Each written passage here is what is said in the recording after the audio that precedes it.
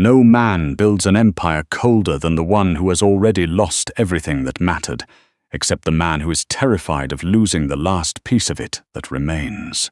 Gabriel Ashworth ruled the shipping lanes from Savannah to Newark, and his name alone could empty a boardroom in under a minute.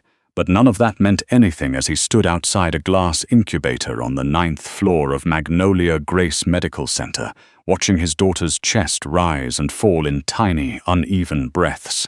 For 19 days, the private wing had belonged to him. Men in dark suits occupied every stairwell.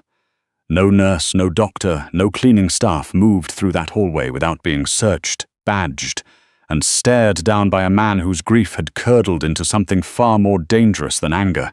His wife, Isabel, had been gone 3 weeks.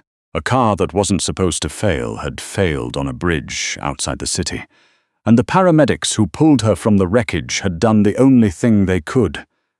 They delivered her daughter at 31 weeks, in the back of an ambulance, while Isabel's heart was already slowing beneath their hands. The baby lived. Isabel didn't. And Gabriel Ashworth, who had buried business partners and burned down entire supply chains belonging to men who crossed him, found that none of it. The money, the fear he commanded, the small army at his disposal, could make his daughter gain weight. "Walk me through it again," he said, and his voice had the kind of stillness that made the hospital's chief of neonatology, Dr. Holloway, straighten his tie before he answered. "Mr. Ashworth, as I explained yesterday, premature infants frequently struggle to metabolize. She weighed 4 pounds 2 ounces on Tuesday." Gabriel didn't raise his voice. He didn't need to. "Today she's 311. You have told me 3 different things in 3 days. Failure to thrive. Malabsorption. Now metabolic stress. Which is it, doctor? Or are you simply hoping I stop asking?" Holloway's mouth opened, and nothing useful came out of it. It was the nurse who stepped between them. Not because she was ordered to, but because she had been watching the baby's monitor over Holloway's shoulder and didn't like what the numbers were doing. "Mr. Ashworth." Her voice was even, unhurried, the kind of calm that didn't come from training alone. "Her heart rate is climbing. If you want her stable tonight, I need you to lower your voice and step back from the incubator." Gabriel turned. The men flanking him shifted instinctively, the way men do when someone speaks to their boss without flinching. The young woman standing there in pale green scrubs didn't shift at all. She held a stack of folded blankets against one hip, like it was the most natural thing in the world to be standing 3 feet from a man who terrified federal prosecutors. Her name was Margaret Calhoun, though everyone on the floor just called her Maggie, and she had grown up 40 minutes outside the city in a town small enough that everyone knew exactly whose daddy ran what. She knew who Gabriel Ashworth was before she ever read his name on a chart. It didn't change how she did her job. If anything, it made her more exacting. She didn't care whose name was on the insurance, only whether the numbers on the monitor made sense, and lately, none of them did. Gabriel looked at the screen, watched the small spike settle as his shoulders dropped half an inch, and stepped back without another word. "I'll go re-review the labs," Holloway muttered and left so fast his shoes squeaked against the linoleum. Gabriel exhaled like a man who'd been holding his breath for 3 weeks. "She's slipping away from me," he said quietly. And it wasn't to anyone in particular, but Maggie heard it anyway. She moved past the silent guards to the incubator, slid her gloved hand through the porthole, and let the baby's fingers curl instinctively around one of hers. The baby, Wren they'd named her, the only name Isabel had picked before the accident, gripped Maggie's finger with a strength that didn't match the rest of her fragile, shrinking body. "She's a fighter," Maggie said. "I've seen babies twice her size give up faster than this. Why is she losing weight?" Gabriel's voice cracked on the question, the first crack Maggie had heard in 19 days. "Tell me the truth. Is Holloway right?" Maggie hesitated, because the honest answer was that she didn't know, and she'd learned a long time ago that false comfort cost more than silence. But something had been gnawing at her for the better part of 2 days, a detail that didn't sit right, a pattern she could almost see if she squinted. "I don't know yet," she admitted, "but I'm going to find out. I promise you that."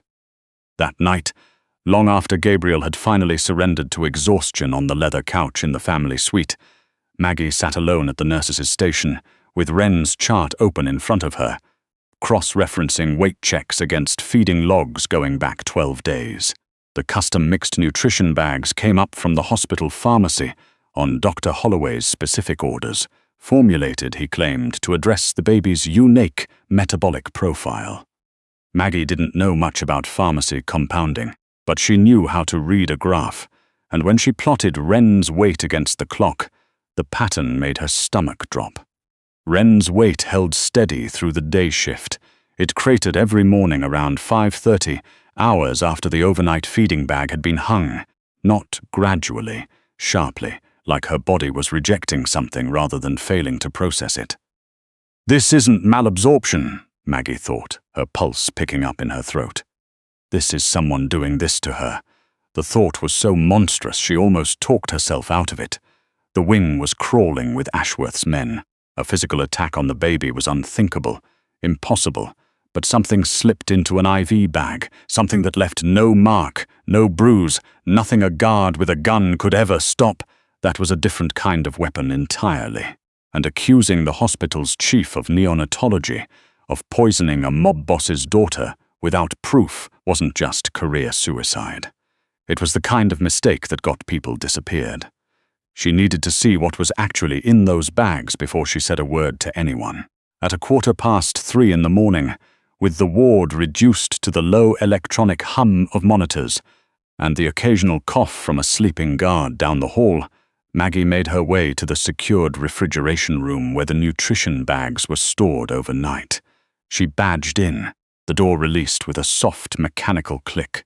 Inside, the air was cold enough to raise goosebumps on her arms, and she found Wren's labeled bag exactly where the log said it should be, except there was a second bag behind it, unlabeled, tucked toward the back where no one doing a routine check would think to look. She didn't get the chance to open it. Voices drifted up from the stairwell just beyond the refrigeration room door, low, urgent, deliberately quiet. Maggie froze with her hand still on the shelf. One voice she recognized instantly, Dr. Holloway. The second voice belonged to someone she'd seen only twice before, always in an expensive suit, always trailing 2 steps behind Gabriel like a shadow that resented its job. Russell Ashworth, Gabriel's younger half-brother, the one everyone called Uncle Russ at family functions and nothing kind behind closed doors. "We need to speed this up," Russell was saying, irritation sharpening every word. "It's been 3 weeks.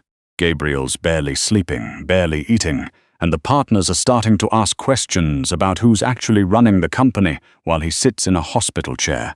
I'm doing what we agreed on." Holloway hissed back.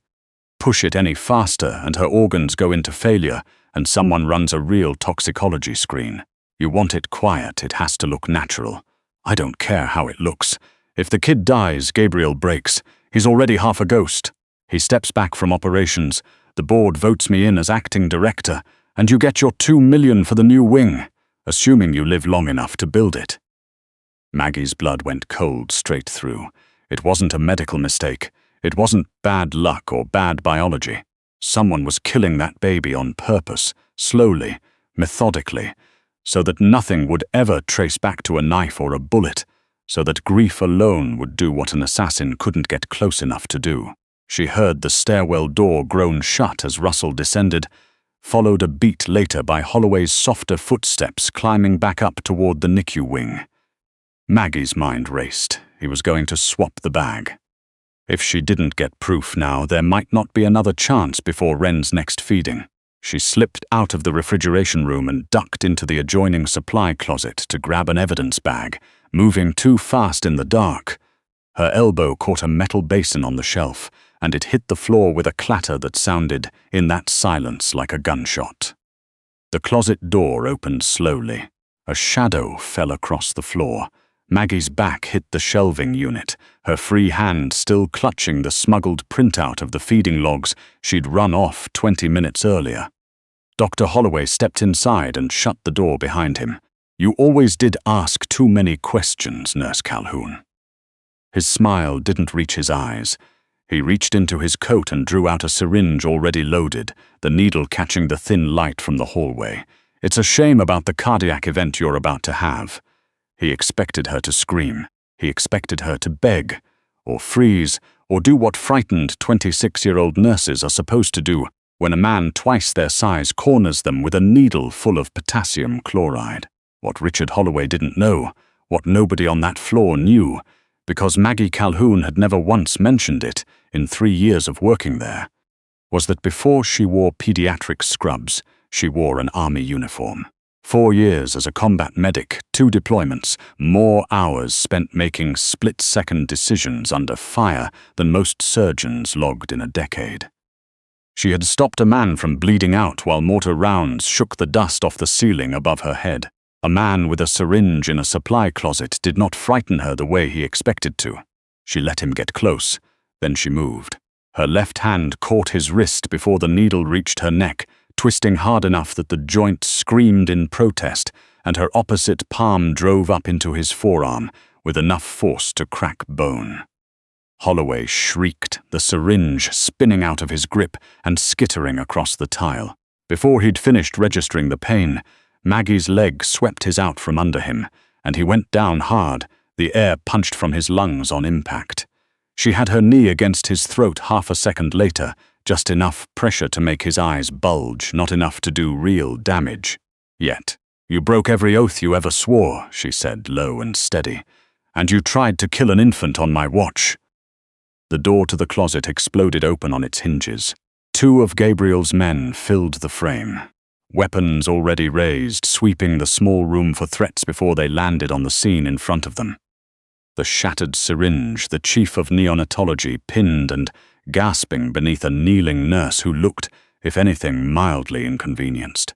A second later, Gabriel Ashworth stepped through behind them, and the temperature in the room seemed to drop by 20 degrees. He didn't shout. He didn't ask what happened. He looked at the syringe on the floor, at Holloway's face, at the printed feeding logs still clutched in Maggie's free hand, and something in his expression went very, very quiet. "Margaret." His voice was barely above a whisper, and it terrified the armed men around him more than any amount of yelling could have. "Get up!" She rose slowly, never taking her eyes off Holloway as the guards hauled him to his feet and pinned him against the shelving. "He's been poisoning her," Maggie said, handing Gabriel the printout. "Whatever's in that second bag in the fridge, it's not nutrition. He's been timing it to the overnight shift so it'd look like organ failure. Your brother put him up to it." Gabriel went very still. "Say that again, Russell," she said. "I heard them in the stairwell 20 minutes ago. He wants the board to think you're unfit to run the company. If Wren dies, you break, he steps in, and Holloway gets paid for a new wing he'll never live to see finished if you have anything to say about it." For a long moment, Gabriel said nothing at all. Then he turned to one of his men. "Find my brother. Bring him to the family suite, quietly." It took less than 10 minutes. Russell Ashworth walked in, still adjusting his cufflinks, the picture of unbothered confidence, right up until he saw Holloway on his knees against the wall and his brother's face. Whatever color existed in Russell's expression drained out of it in real time. "Gabriel, whatever this is, don't!" The word landed like a closed door. "I heard everything I need to hear. Maggie heard the rest. She's lying. She's some nurse with a grudge you can't possibly. She's the only person on this floor who's done a single honest thing in 3 weeks." Gabriel stepped closer, and the men who'd worked for him for years had never once seen him move that slowly, that deliberately. "You stood at Isabel's funeral and told me you'd do anything to help me through this, and the entire time you were poisoning the only thing I have left of her. She's an infant, Gabriel. She's not even."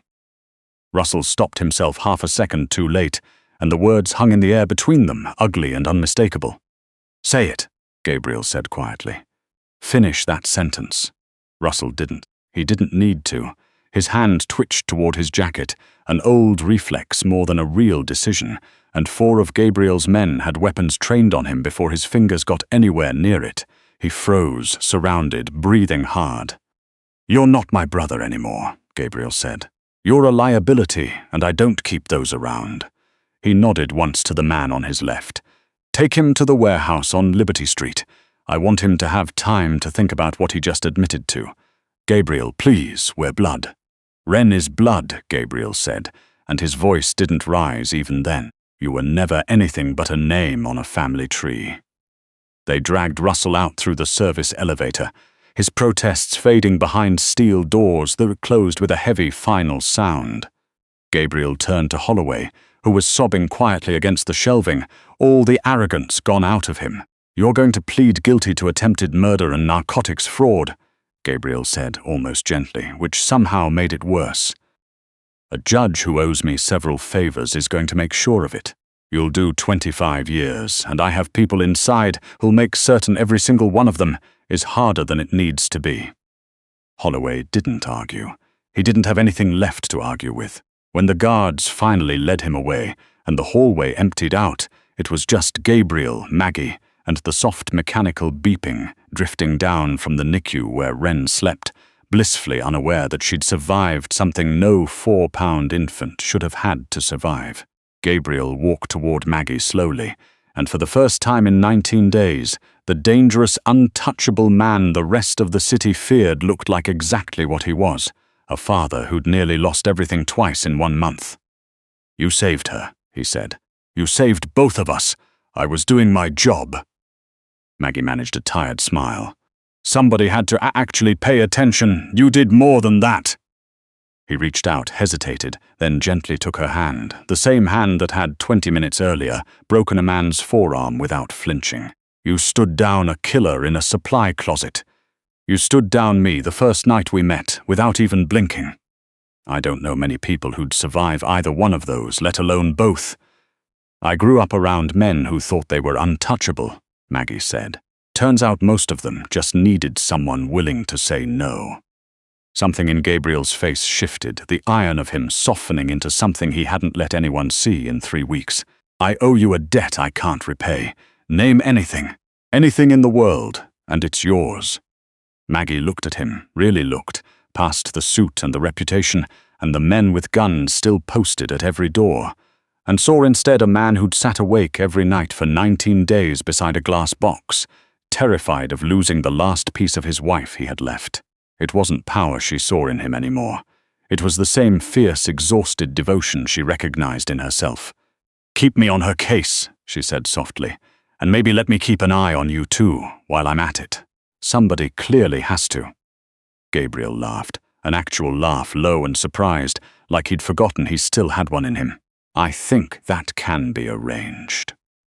3 months later, the Isabel Ashworth neonatal wing opened at Magnolia Grace, fully funded, state-of-the-art, with the director of nursing, whose name was already legend among the staff who'd heard the story second-hand. Ren Ashworth was 7 pounds of stubborn, healthy noise by then, gripping fingers and refusing naps and looking more every day, like the mother she would never remember. And somewhere in a corner office 2 floors up, a man who had once made grown attorneys go pale just by entering a room spent his lunch breaks holding his daughter, and his evenings with a nurse who'd never once been afraid of him, and who never would be.